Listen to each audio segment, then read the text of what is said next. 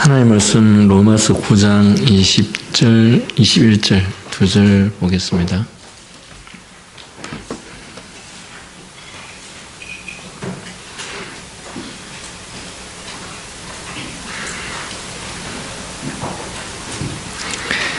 로마서 9장 20절, 21절 이 사람아 내가 누구이기에 감히 하나님께 반문하느냐 지음을 받은 물건이 지은 자에게 어찌 나를 이같이 만들었느냐 말하겠느냐. 토기장이가 진흙 한 덩이로 하나는 귀히 쓸 그릇을 하나는 천이 쓸 그릇을 만들 권한이 없느냐. 아멘.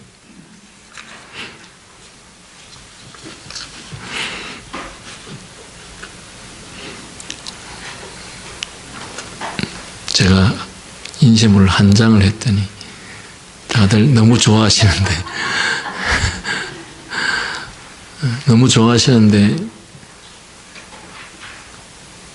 실망을 시키게 들었어요. 안 되겠죠.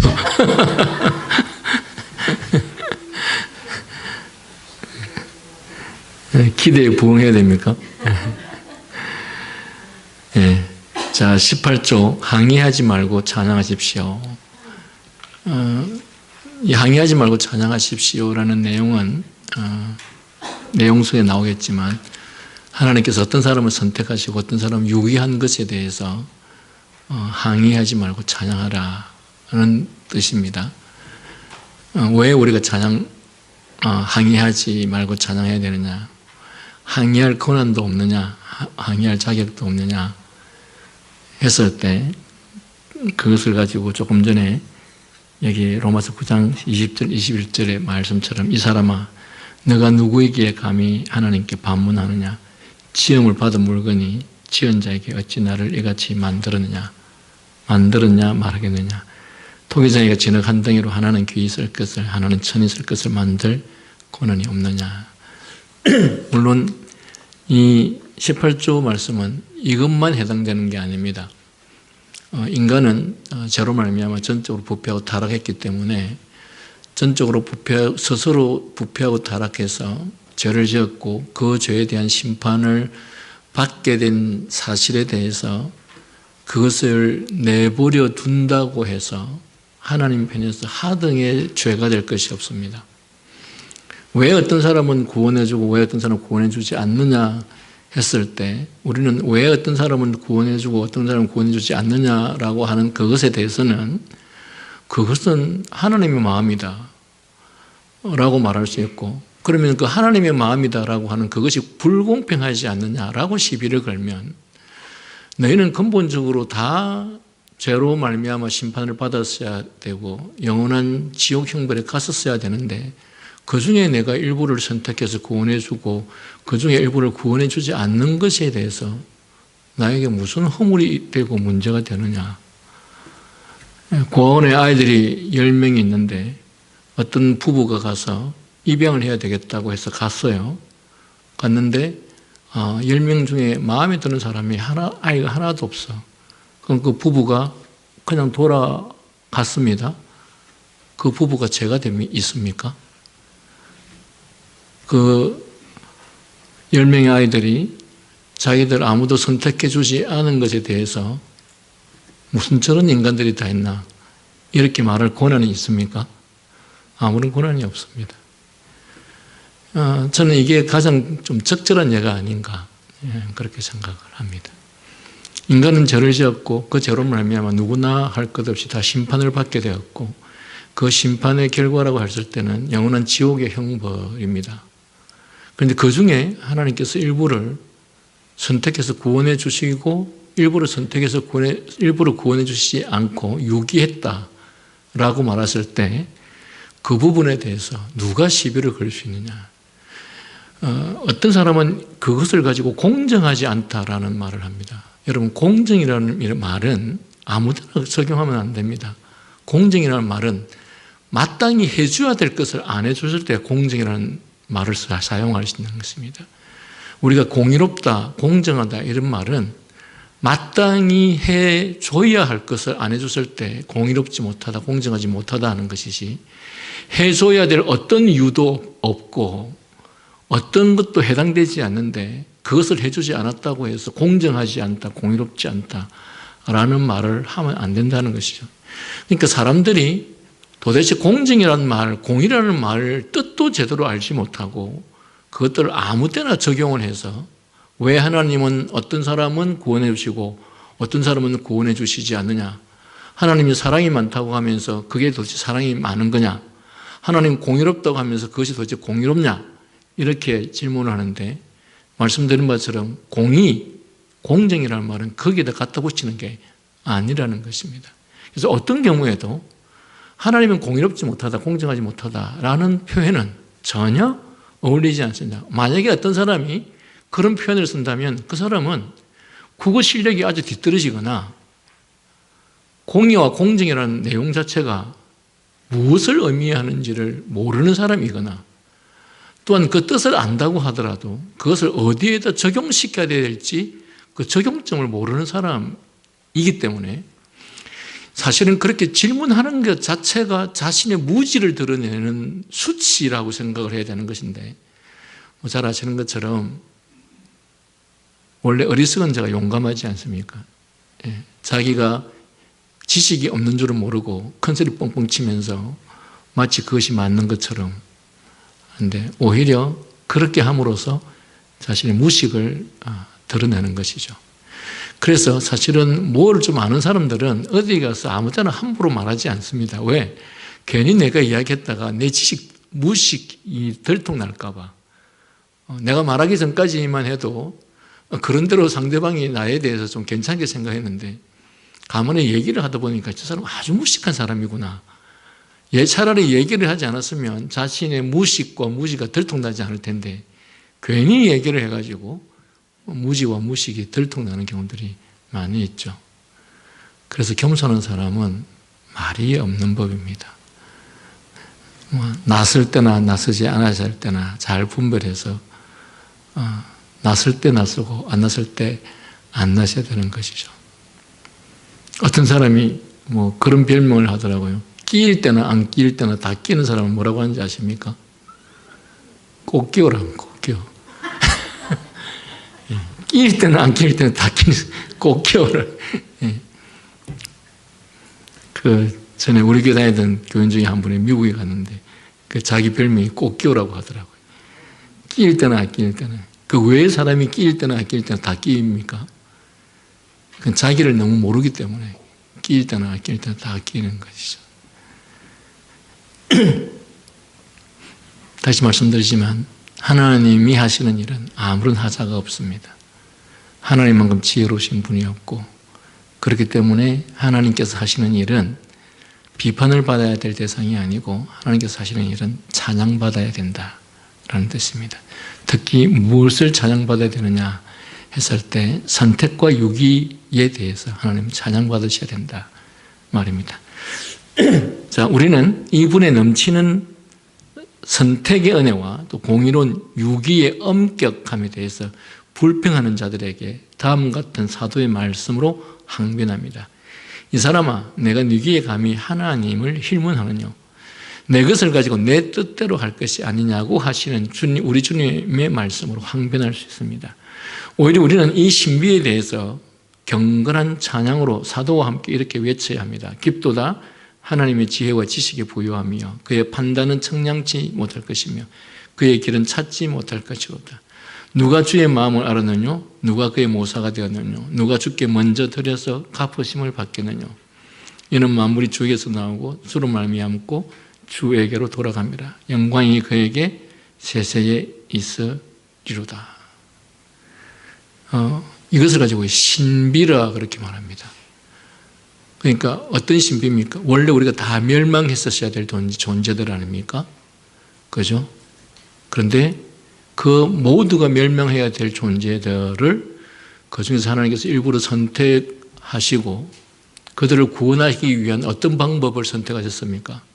하나밖에 없는 독생자 예수 그리스도를 자기의 아들 독생자 예수 그리스도를 공의에 만족시키기 위해서 십자가에서 죽게 하시고 우리의 모든 죄에 대한 죄값을 지불하게 하셔서 우리를 구원하게 하시는 그 기가 막히는 방법을 하나님께서 만들어내신 것이죠. 그래서 그것이 신비라 이렇게 이야기합니다. 어떻게 이렇게 기가 막힌 생각을 했을까? 그래서 신비라 이렇게 말합니다. 이거하고는 별 상관이 없는데 좀 재밌으라고 말씀 한 가지 예를 드릴게요. 우리 재현이가 한 초등학교 1학년쯤 됐었던 것 같고, 진현이는 유치원 다닐 때인데 밤 한 10시 반쯤 돼가지고 제가 라면이 엄청 먹고 싶더라고요. 엄마는 자고 있고, 그래서 제가 재현아 우리 라면 끓여 먹을래? 이렇게 하니까 재현이가 딱 하는 말이, 와, 아빠가 어떻게 그렇게 기발한 생각을 했냐고. 그래서 셋이서 밤 10시 반에 라면을 얼마나 맛있게 끓여 먹었는지 모릅니다. 물론 이거는 신비는 아니죠. 하나님께서 우리를 구원하시기 위해서 정말 신비로운 일들을 행하셨습니다. 그것이 바로 선택과 유기라는 것입니다. 모두가 다 유기 되었어야 될 존재들을 하나님께서 우리를 구원하시는데, 그 구원을 하시기 위해서 하나밖에 없는 독생자 예수 그리스도, 성자 그리스도를 십자가에서 죽게 하심으로 그 중에 일부를 구원하신 이 일은 정말 신비 중의 신비다라는 것입니다. 우리는 아직 천국에 안 가봤기 때문에 이게 얼마나 신비로운지를 아직까지는 체험을 못하는 것이죠. 그리고 우리가 지옥 형벌에서 구원받았다는 이 사실이 얼마나 끔찍할 정도로, 정말 눈물을 펑펑 흘릴 정도로 감사할 일인지를 지금은 잘 모르죠. 근데 그때에 가보면 얼마나 우리가 받은 이 구원이 값진 것인지, 사도 바울이 자기가 지금까지 추구하고 가지려 했던 모든 것들이 이 구원에 비하면 배설물처럼 밖에 생각되지 않는, 우리 그리스도인들은 이 땅에 살면서, 아니 인생들은 이 땅에 살면서 우리의 제일 인생의 값어치를 뭐라고 생각합니까? 부, 권력, 재산, 성공, 지위, 이런 것들을 아닙니까? 그래서 이것들을 위해서 평생을 바치지 않습니까? 왜 학생들이 그렇게, 특히 고3이 되면 그렇게 열심히 공부를 합니까? 그리고 엄마들은 아빠가 벌어온 돈의 80%, 90%를 왜 애들 학원비에 다 그렇게 보태가면서 공부를 시키려고 합니까? 그것이 우리의 인생의 가치이기 때문에 그런 것이 아니겠습니까? 얼마나 그게 가치로우면 거기에 모든 것들을 다 그렇게 쏟겠습니까? 근데 그때는 몰랐죠. 나중에 천국에 가보니까 그것들은 정말 배설물도 되지 않는, 그런데 우리 주님께서 우리에게 베풀으신 구원의 은총은 정말 표현할 수 없는 하나님의 축복과 은혜인 것이죠. 그래서 이게 너무너무 말로 다 할 수 없이 신비스러운 거예요. 어떻게 세상에 이런 신비가 있을 수 있을까? 그렇게 생각할 수밖에 없는 것이죠. 우리가 지금 이 이야기를 아무리 해도 우리가 막상 그 현장에 가보지 않는 이상은 우리가 받은 구원이 얼마나 기가 막혀서 세상 모든 것들을 다 포기해도 하나도 아깝지 않는 그 구원인 것을 그제서야 알게 될 것이고, 반대로 세상에 그 조금밖에 되지 않는 돈, 또는 정말 그 지위에 올라가봤자 불과 몇 년이고, 지위에 올라가봤자 불과 몇백만 원, 몇천만 원 정도밖에 되지 않는 그거를 포기하지 못해서 우리가 신앙을 버린 이러한 것들이 얼마나 끔찍스럽도록 후회스러울지는 우리가 그때서야 알겠죠. 그러나 제가 늘 말씀드린 것처럼 그때는 이미 모든 것이 게임 끝이기 때문에 끝났습니다. 그래서 우리의 생명이 있을 때 사도 바울이 지금 이 모든 것이 배설물로 보인다라고 하는 이 말씀을 정말 우리가 깊이 묵상해야 될 필요성이 있습니다.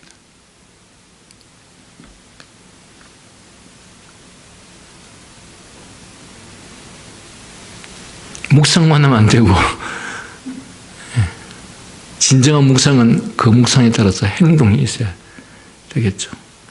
지난 월요일에 우리 교회에서 목사고시를 쳤는데, 이제 목사고시 치면 목사가 후보생이 여기 나와서 7분 동안 설교를 하고, 우리는 7분 동안 설교한 것에 대해 평가를 하는데, 이제 한 목사님이, 그 설교한 강도사한테, 설교에서 전혀 생명이 느껴지지 않는다. 이런 표현을 했어요. 근데 그런 사람 말이, 그, 깊은 묵상에서 나온 설교가 아니다. 그래서 정말 깊은 묵상이 많아야 된다. 그래야 설교가 힘이 있다. 그것도 맞습니다. 그런데 깊은 묵상을 해서, 묵상을 통해서 우리 안에, 묵상은 소위 말하면 다르게 표현하면 사색이라고 표현할 수 있겠죠.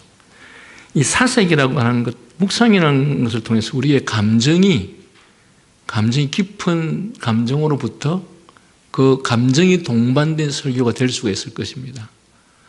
그러나 아무리 감정이 동반된 설교를 하더라도 그것이 행동으로 옮겨가지 않는 것은 그냥 사색에 불과한 것이지, 그것이 고백적 설교가 될 수가 없습니다. 고백적 설교라는 것은 자기가 전하는 설교를 자기도 그렇게 행동할 때 그게 고백적 설교지, 사색적 설교는 감정은 풍부하고 감동은 있는데 본인도 행동하지 않고 본인도 지키지 않는 그런 사색적 설교가 오늘날 사실은 이 한국 교회 안에서 굉장히 유행이고, 특히 요즘 우리나라에 뜨는 그 목사님, 뜨는 교회 설교들이 다 이런 소위 사색적 설교들입니다.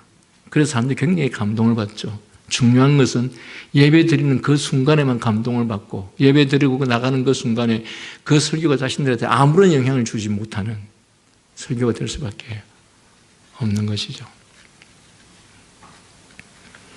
여러분, 하나님께서 우리들에게 허락하신 이 구원의 은총은 정말 신비로운 것이다. 기억하셨으면 좋겠습니다.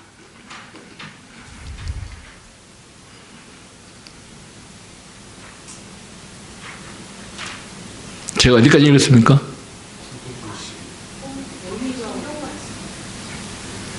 오히려 읽을 차례입니까? 예? 밑에. 예. 성경에서 분명히 가르치고 있는 바로 조롱하는 자들에게 대항하여 우리 조상들은 이 마지막 조항을 기록했다. 성경에서 선택과 유기의 교리를 가르치신 분은 주님 자신이시다. 그러므로 우리는 18조에서 이렇게 고백한다. 우리는 이 분에 넘치는 선택의 은혜와 공의로운 유기의 엄격함에 대해 불평하는 자들에게 다음과 같은 사도의 말씀으로 항변합니다. 이 사람아, 네가 유기에 감히 하나님을 질문하느냐? 다시 말하면 너는 내가 누구라고 생각하느냐이다. 이 질문에 대해 내가 할 수 있는 유일하고 참된 답변은 나는 사람일 뿐입니다. 죄악된 인간일 뿐입니다. 여기에서 우리는 주님께서 선택과 유기에 대해 계시하신 것에 대해서 내 편에서 가장 먼저 보여야 할 합당한 반응이라는 것은 바로 하나님 앞에서 깊은 겸손이라는 것입니다. 하나님께서 자녀들과 소유물 그리고 건강을 잃고 하나님 앞에 의문을 제기한 욥은 하나님께서 자신에게 변론을 요구하신 것을 알게 됩니다.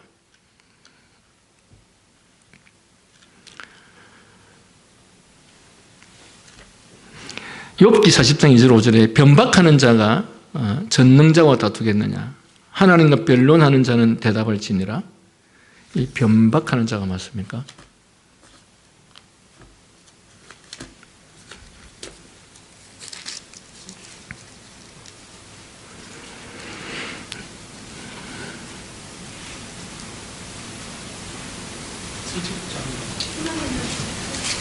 자, 10장 2절. 트집 잡는, 이거는 이제 제가 갖고 있는 이 내용은 이전 성경 번역이고, 세 번역은 트집 잡는 자라고 나와 있는데, 자, 변박하는 자가 전능자와 다투겠느냐? 하나님과 변론하는 자는 대답을 지니라. 욥이 대답하여 가로되 나는 미쳐나오니 무엇이라 죽게 대답하리까? 손으로 내 입을 가릴 뿐이로소이다. 내가 한두 번 말하였사온즉 다시는 더하지도 아니하겠고 대답지도 아니하겠나이다. 여러분, 하나님을 잘 모르는 자들은 뭐든지 자기가 기준이 되어서 하나님께서 행하시는 어떤 일들에 대해서 자기 기준에서 이해가 안 가가지고, 그래서 하나님이 이럴 수 있느냐 저럴 수 있느냐라는 표현을 많이 씁니다. 우리가 하나님이 이럴 수 있느냐 저럴 수 있느냐 표현을 쓰면 그러면 결론은 뭡니까?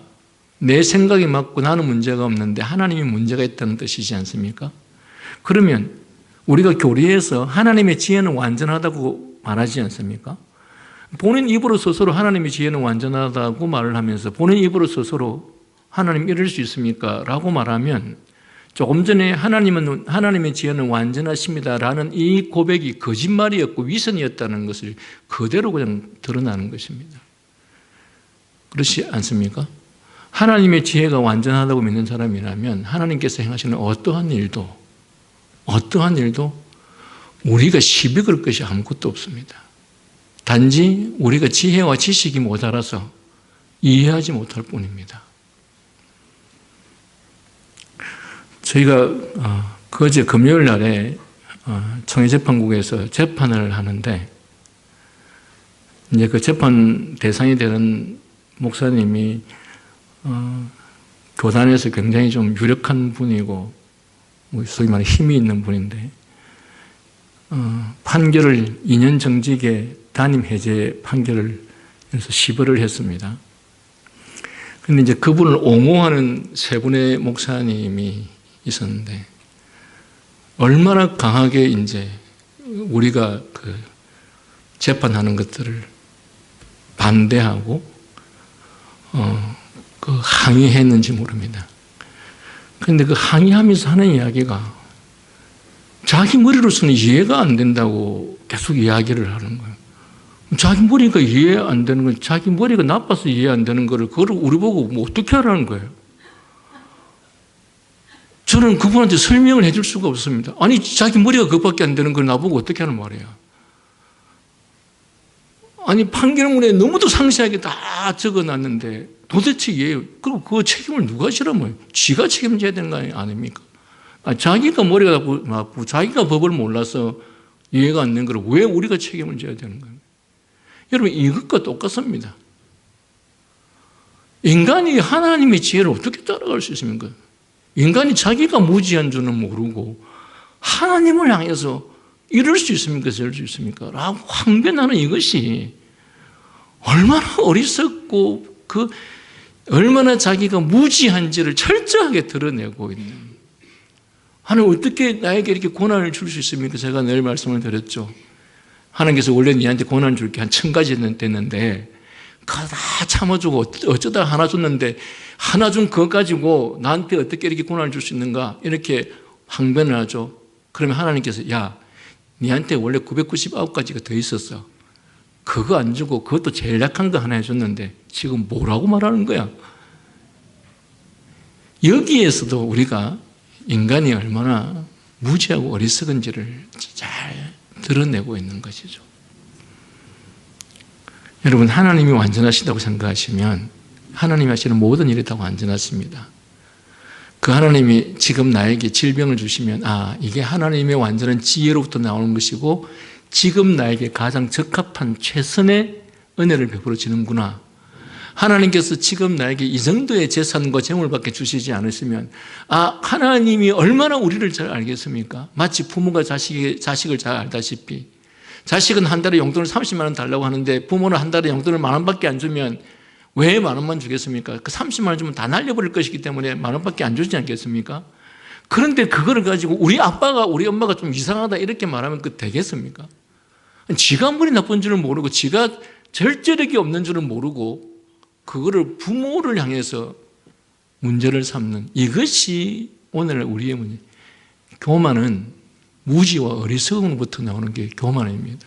얼마나 교만하고 얼마나 오만하면 자기가 누구인지도 모르고 자기의 존재도 인식하지 못한 채 그 문제를 상대방에게 문제를 삼느냐라는 것이죠. 그런 측면에서 하나님이 하시는 어떠한 일도 우리가 시비할 수 없다. 그리고 하나님께서 나에게 하시든 우리 가정에게 하시든 그 모든 것이 지금 이 시점에 이 상황에서 하나님께서 내게 주시는 최선의 은혜다라고 믿고 그렇게 하나님 앞에 살아갈 수 있는 저와 여러분이 될 수 있기를 바랍니다. 이 욥의 태도는 우리가 선택과 유기의 교리에 대해 들을 때도 동일하게 하나님 앞에서 취해야 할 태도이다. 그 태도는 겸손이다. 만약 일부 사람들을 택하시고 다른 사람들을 버리시는 것이 주님께서 기뻐하시는 일이라면 우리가 어떻게 불평할 수 있겠는가? 무슨 권리로, 무슨 이유로 그렇게 하겠는가? 그럴 수 없다. 바울은 이 사람아 네가 네기에 감히 하나님을 힐문하느냐고 말한다.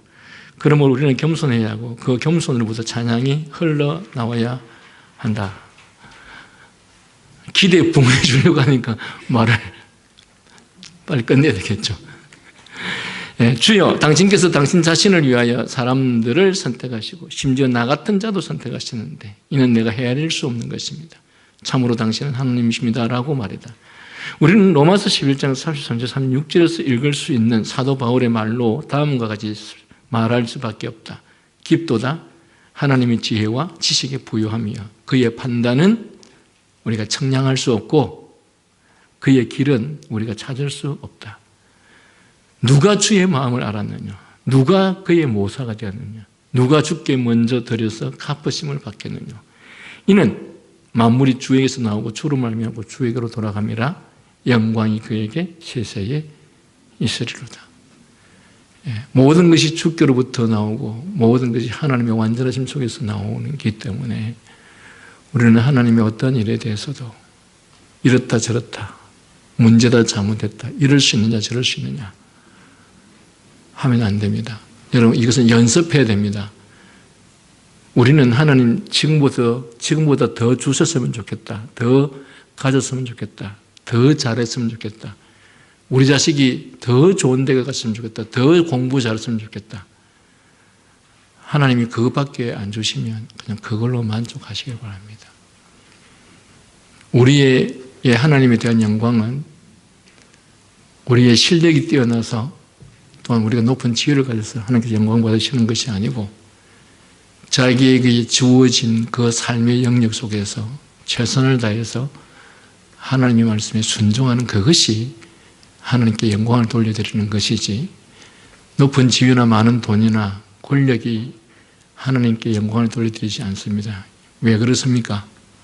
원래 권력도 부도 지위도 다 하나님께서 그냥 주신 것들이기 때문에 내가 이렇게 해서 하나님께 영광을 돌렸다라는 말이 성립이 될 수가 없습니다. 하나님께서 주신 것이 아니고 내가 진짜 만들어서 이룬 것이면 그것을 가지고 하나님 제가 이렇게 해서 하나님의 이름이 드러나게 했습니다 라고 말할 수 있겠지만 우리는 하나님 앞에서 할 수 있는 것이 아무것도 없습니다. 심지어 우리의 마음조차도 스스로 다스릴 줄 모르는 우리가 무엇을 할 수 있다는 것입니다. 그러므로 어쩌면 우리가 아무리 발버둥 쳐도 하나님께서 사울에게 말씀하신 것처럼 내 은혜가 내게 족하다. 그렇게 말씀하시면 그것이 하나님의 은혜로 믿으시라는 것입니다. 왜? 이 땅에서의 부와 영광, 권세 이 모든 것들은 천국에 비하면 그야말로 세 발의 피입니다. 아무것도 아닙니다. 그래서 여기에 우리의 마음을 너무 쏟지 마시기 바랍니다. 하나님의 나라, 그 나라를 향해서 매일의 삶 속에서 우리의 마음을 쏟고 하나님의 뜻을 따르고 수행하는 그 일에서 우리의 마음을 쏟으면서 살아갈 수 있기를 바랍니다. 기도하겠습니다.